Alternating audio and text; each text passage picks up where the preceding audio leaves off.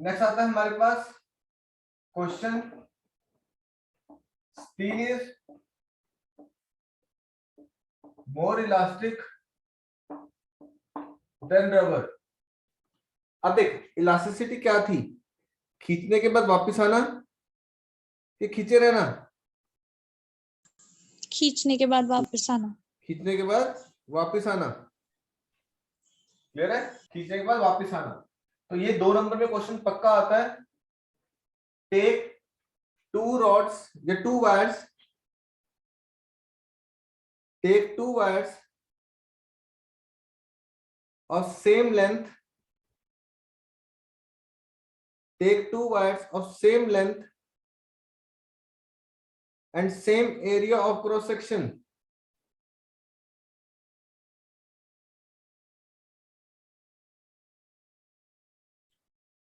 Take 2 wires of same length and same area of cross section. 2 length ली, दोनों का area भी same है, one of steel and another of rubber. एक steel की ली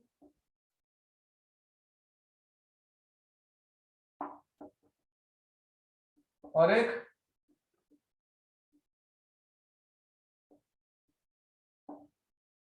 rubber की ली। Attach same load M या F, attach same load M और F with it, same load F और M with it, ठीक है? अब देख area same, length same, young model का फॉर्मूला क्या है? Force upon area into L upon delta, yes और नो? Yes so. अब डेल्टा L किस में ज्यादा आएगी, स्टील में या रबर में?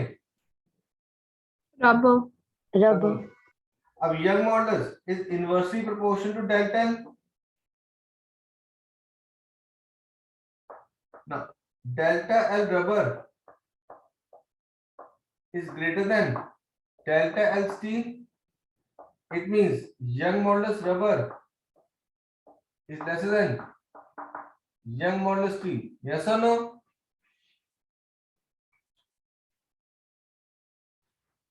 Yes so.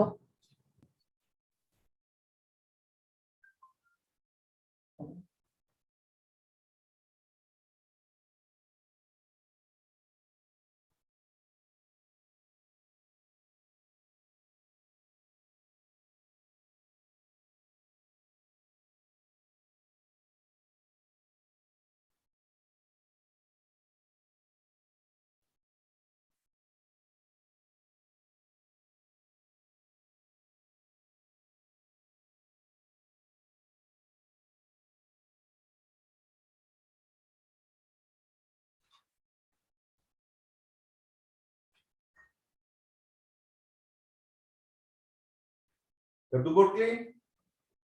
So delta L rubber is Sir, lesser A3. than young modulus rubber is lesser than young modulus steel. It means steel is more elastic than rubber.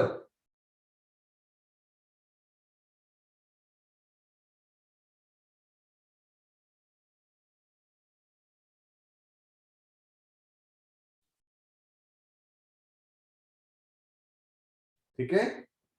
Steel is more elastic than rubber. Next question लिख।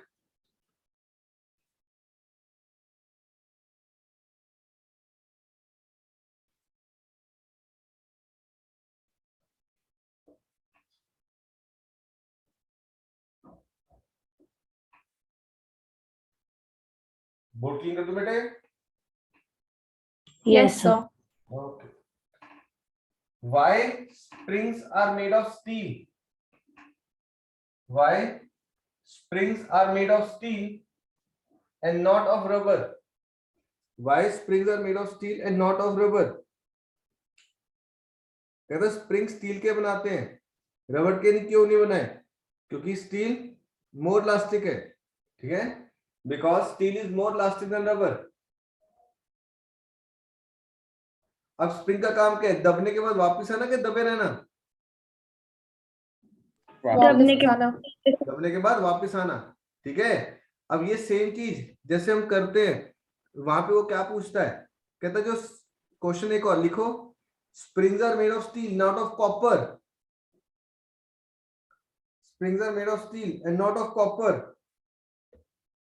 इसमें भी same answer लिखेंगे, because steel is more elastic than copper, because steel is more elastic than copper।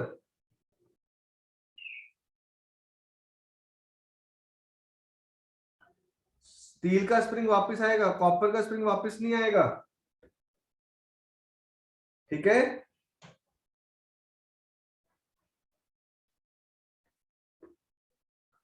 ठीक है, next word,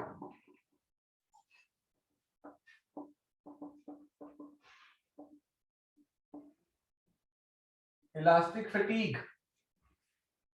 elastic fatigue,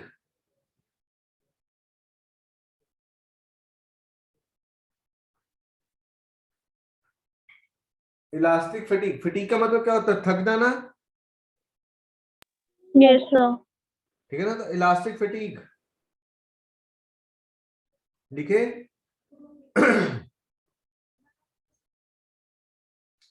due to repeated stress, due to repeated stress, the stress gets stored in a body। due to repeated stress, the stress gets stored in a body, the stress gets stored in a body।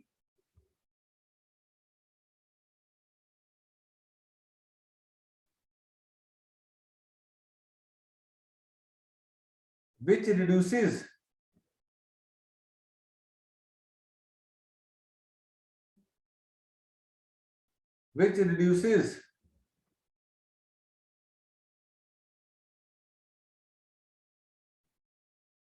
the strength of the material।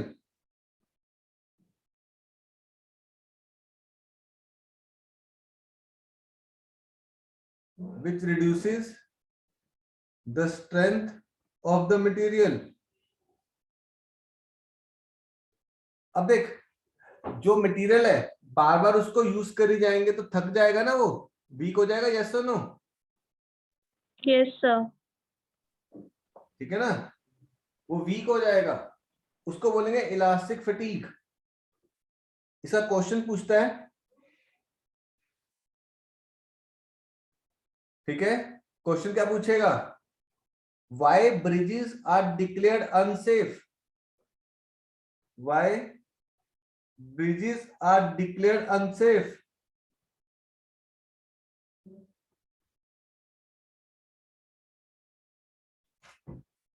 Why bridges are declared unsafe after long use? Why bridges are declared unsafe after long use?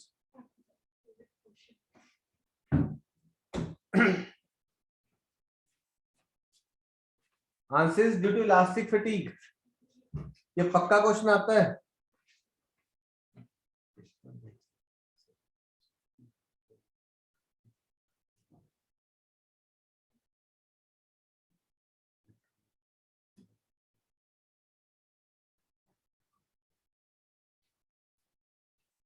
Due to elastic fatigue, बार बार truck निकल रहे, सारे को निकल रहा है।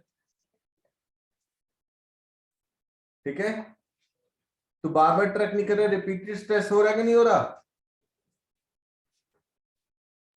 Yes sir. ठीक है, due to that repeated stress what happens,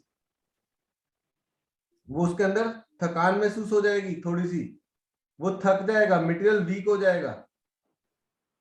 ठीक है, yes sir. Clear? Yes sir. वो मटेरियल वीक हो जाएगा।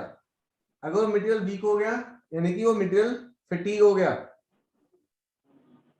समझ रहे हो? Yes sir. उसको बोलते हैं इलास्टिक फटीग। इसमें एक और क्वेश्चन पूछता है, why spring balance, Why spring balance do not show exact reading? Why spring balance do not show exact reading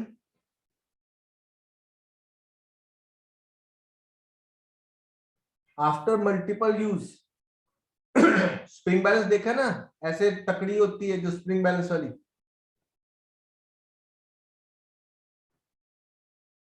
Yes, sir. तो क्या कहता है वो, कहता है स्प्रिंग बैलेंस मल्टीपल यूज कर करके उसका जो स्प्रिंग है वो फटीग में आ गया, वो वापस में जगह पे ही नहीं जाता। Clear? That is called as elastic fatigue. Clear? Elastic fatigue के दो क्वेश्चन। तो next is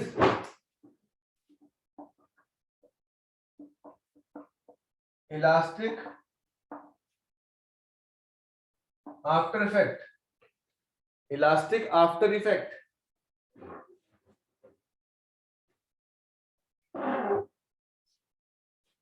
elastic after effect, इसमें लिखे the temporary delay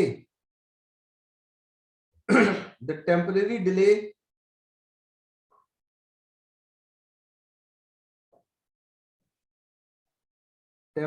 delay in a material to come back to its original configuration. The temporary delay in a material to come back to its original configuration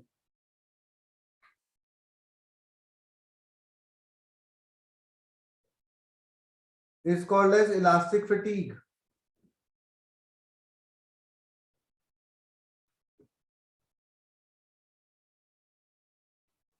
ठीक है?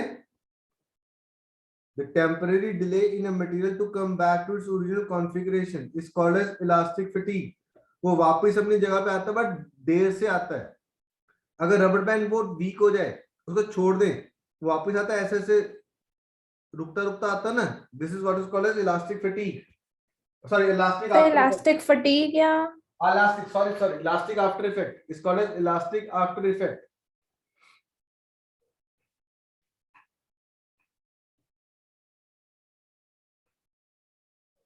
Clear? Next is strain energy. तो strain energy बोलेगा energy stored in a wire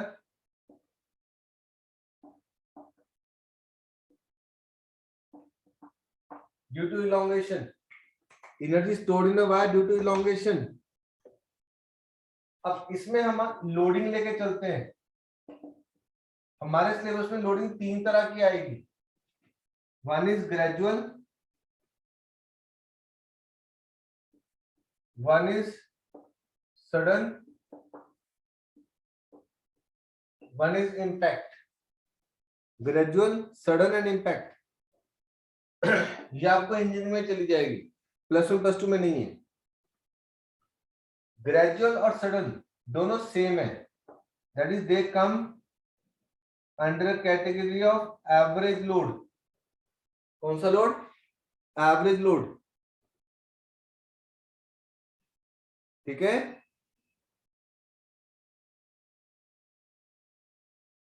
that is Yes, sir. Initial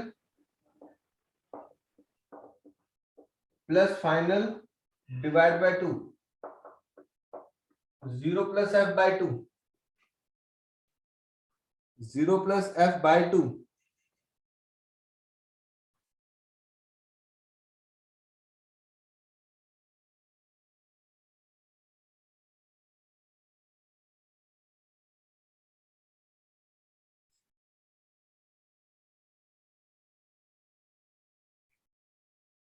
It is 0 plus f divided by 2. Average load.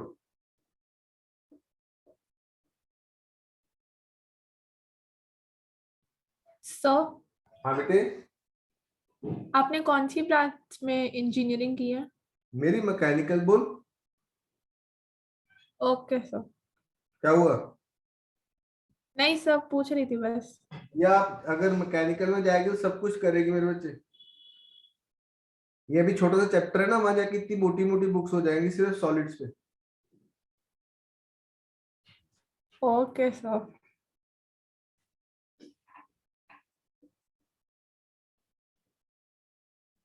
अगर मैं इसको gradual, sudden और impact बताऊं एक सिंपल लेमन लैंग्वेज में, मेरे बच्चे बिल्डिंग खड़ी है जिसमें मैं खड़ा हूं, ठीक है ना? अब जो बिल्डिंग खड़ी है उसका अपना लोड है कि नहीं है? Yes, sir. Yes sir. वो आएगा ग्रेजुअल, ठीक है? उस पर ग्रेजुअल लोड है। फिर आता है सडन, आप बिल्डिंग में एंटर कर गए, ठीक है ना? आप जब बिल्डिंग में एंटर करें वो कौन सा लोड हो जाएगा? सडन लोड हो जाएगा। आपने बिल्डिंग से पूछा मैं आई एंटर, क्या आ गए? आ गए। वो सडन है। फिर आने के बाद तुम बिल्डिंग में टापना शुरू कर दो, वो क्या हो जाएगा? इम्पैक्ट की कैटेगरी में चला जाएगा।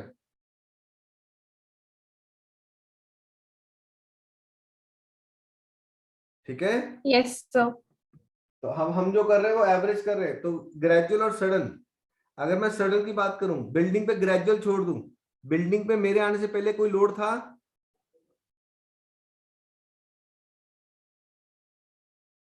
Yes sir. ग्रेजुअल छोड़ दे जपलीन, कोई लोड नहीं है ना। देख, बिल्डिंग अपना लोड छोड़ दे, मैंने बिल्डिंग में एंटर किया, मैं बिल्डिंग में एंटर किया, उससे पहले कोई लोड था? No sir. No, sir. Initial. फिर मैं क्या आ गया? फाइनल। Yes. मैं आ गया। तो initial plus final divide by 2, average load लेके चलते हैं, ठीक है? अब ये देख, ये एक वायर है, उसका अपना कुछ वेट है, यस सर। Yes, तो वो sir. किसकी कैटेगरी में जाएगा? ग्रेजुअल की। बट मैंने इसके साथ एक लोड एफ लगा दिया, ये कौन सा लोड आ गया? सडन। Hidden. Sudden load. तो एवरेज क्या बना? 0 प्लस एफ बाय 2। ये लोड लगने के कारण क्या ऐसा पॉसिबल है कि इसमें थोड़ी सी इलोंगेशन आ जाए, delta L? Yes, yes sir. Sir. तो वर्क डन का फॉर्मूला क्या होता है? Force into displacement. यस और नो?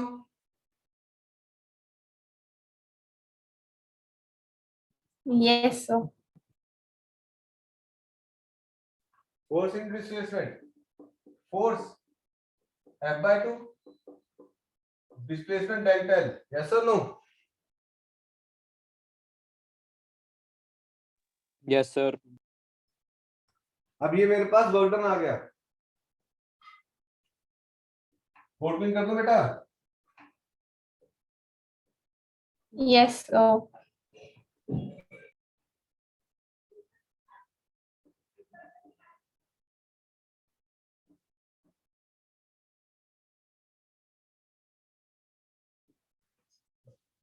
अब हम इसमें क्या करेंगे? Multiply and divide by area into length. Multiply divide by area into length,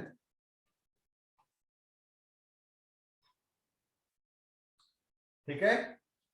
तो मेरे पास फॉर्मूला क्या बन गया?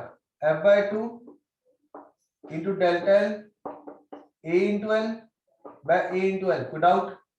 मैंने ए इंटू एल क्या कर दिया? वॉल्यूम कर दिया।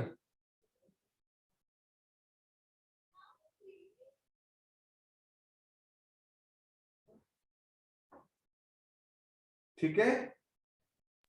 Yes area sir. Into length is volume, area length is volume. अब देख, यहां पे ऐसे लिख सकता हूं, half F upon A into delta L by L into A into L, check करो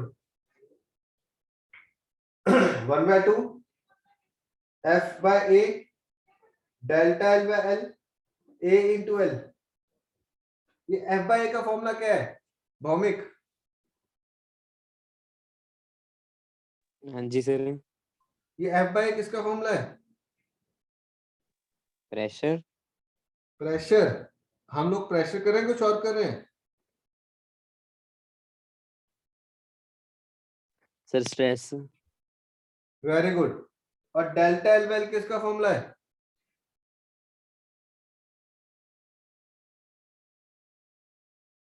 पता नहीं सर। पता नहीं। Anyone else? Sir, longitudinal strain. Very good, longitudinal strain, delta L by L is longitudinal strain. तो मैं अकेला strain लिख दूं क्योंकि लेंथ की बात कर रहे हैं। जपलीन, एरिया इनटू लेंथ क्या हो जाएगा बेटा? Multiplication area area into length. Volume हाँ, वॉल्यूम वॉल्यूम। तो मेरे पास फॉर्मूला क्या बना एनर्जी का?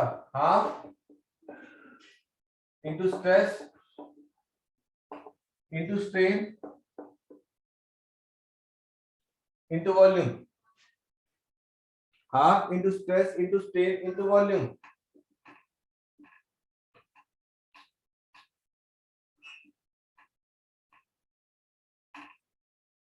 बोलो ठीक है, सबको क्लियर हुआ? अब वर्ड आएगा energy density, that is energy per unit volume. Energy per unit volume.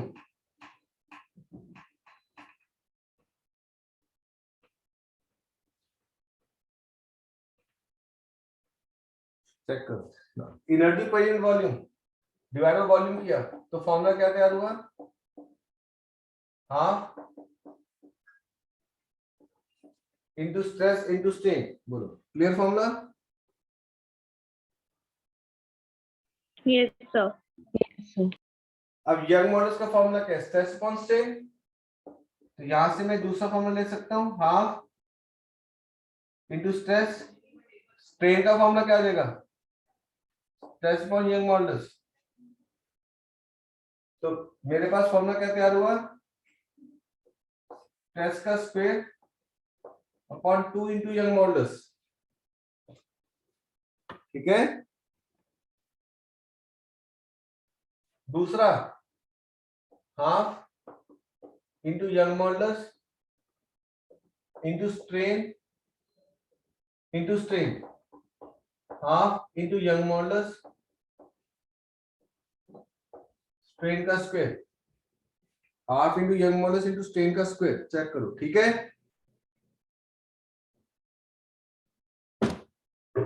Yes sir.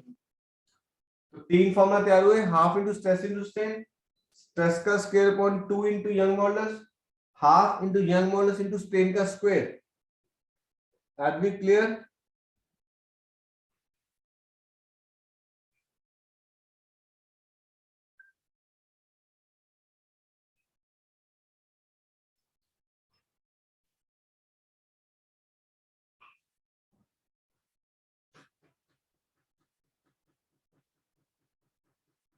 बोलो ठीक है बेटे? Yes Yes, sir. Yes, sir. This completes your solids. Now come to assignment.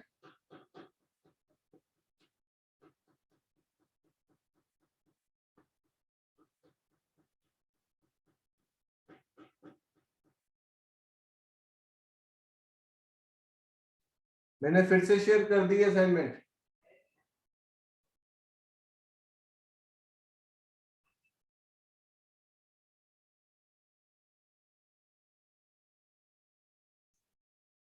एक ना यहाँ पे जो असाइनमेंट भेजी है ना अभी, जैसे उसमें जो पहले एक कंसेप्चुअल क्वेश्चन है, एक 28 पढ़ लेना, ठीक है 45 47 4-5 क्वेश्चन कर लेना, बाकी एक बार रीड सारे कर लेना। एक सिंपल सा क्वेश्चन पूछता हूं, करे question.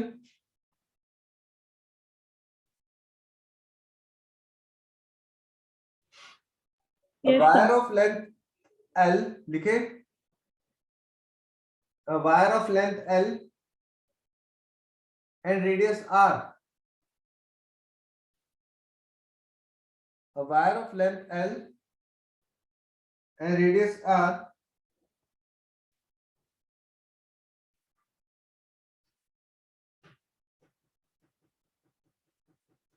wire of length L radius R, clear? The braking force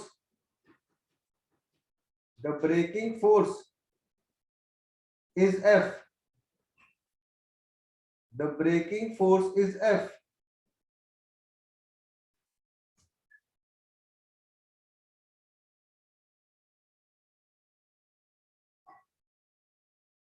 What would be the braking force? What would be the braking force?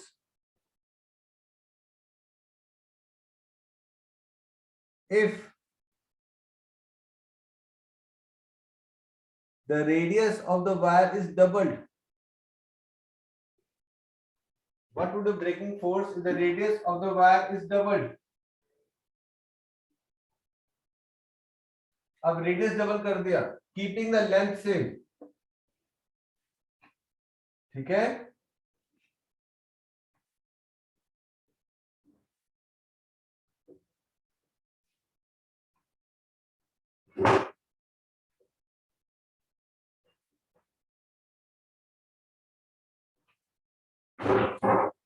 Keeping the length same.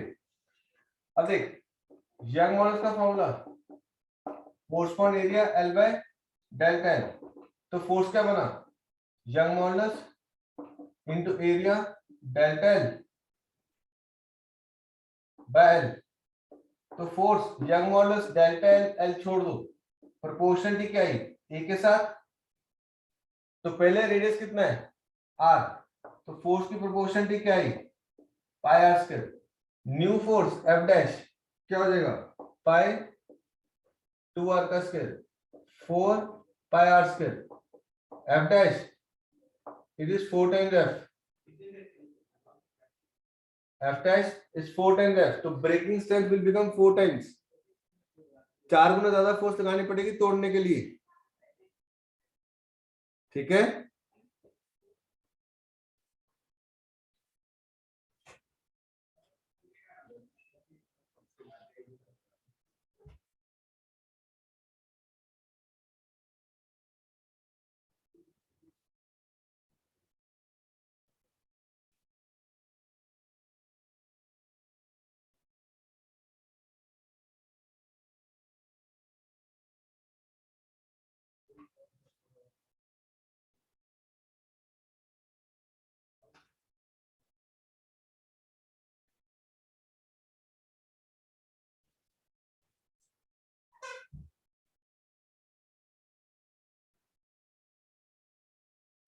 ठीक है, the braking strength will become 4 times। Question clear?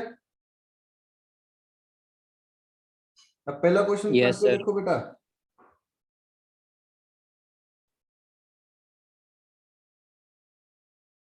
Structural steel rod, board clean कर दूं। अब mostly सारे formula इस पे base आ जाएंगे, numericals.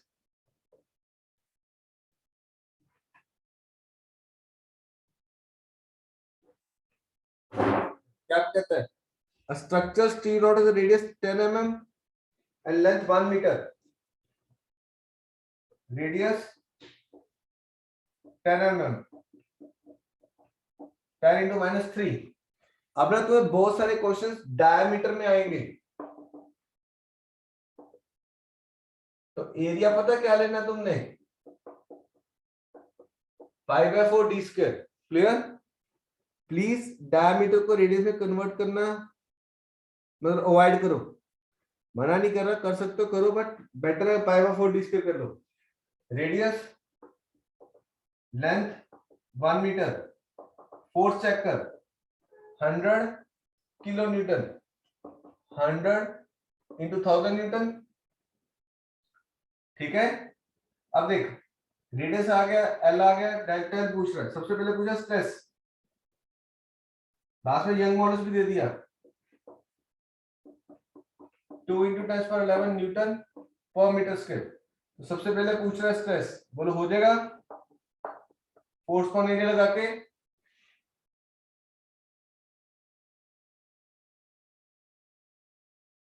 Yes sir. फिर पूछ रहा है स्ट्रेन, सॉरी इलोंगेशन। इलोंगेशन का फॉर्मूला क्या है? Delta L it is force per area, L upon Young modulus. Check कर, डेल्टा एल ऊपर लेगा, यंग मॉडुलस नीचे ले आया। फोर्स पता है, area pi r square, length 1, Young's modulus. Clear? फिर पूछ रहा है परसेंटेज स्ट्रेन, एल को उठा के नीचे लेके आ, delta L by L force upon area into 1 upon Young modulus. अब परसेंटेज करना है तो इनटू 100% कर दूं, बोलो हो जाएगा।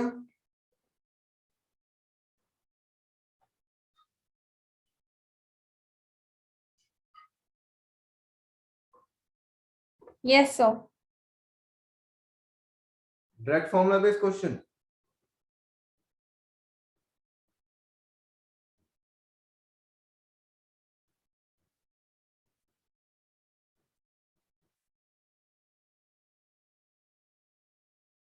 Shall I clean it?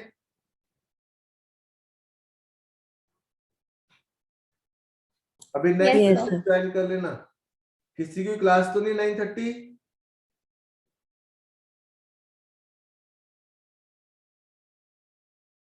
No, sir.